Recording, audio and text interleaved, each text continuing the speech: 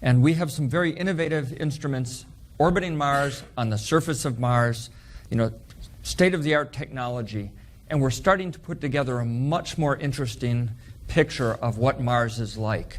Mars is not the dry, arid planet that we thought of in the past.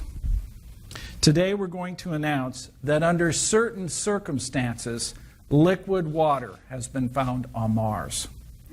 These are dark streaks that form in late spring, grow through the summer, and then disappear by fall. They actually begin way up near the tops of this hill here, and they flow down over the bedrock, and when they flow out onto the fans at the bottom, that's where they stand out most distinctly. So these are the features we're talking about.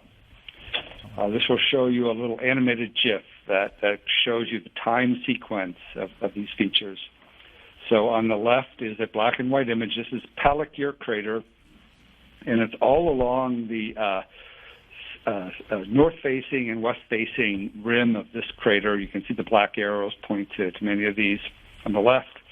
On the right is this animated GIF, and it shows the sequence where these start to form in the early summer.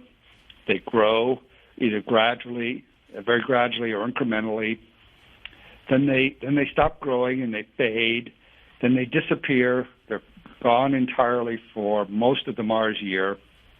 The following Mars summer, new features appear and grow that are very similar. This means that the source of hydration or the source of molecular water in the crystal structure of the salt itself is either due to these features called RSL or some other processes that created these streaks. Our findings strongly suggest that these recurring slope lineae are formed by liquid water on present-day Mars. The spectroscopic detection of hydrated perchlorates indicates that this water is briny and not pure.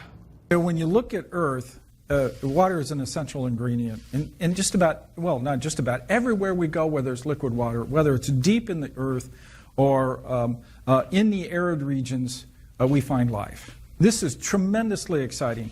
We haven't been able to answer the question, does life exist beyond Earth?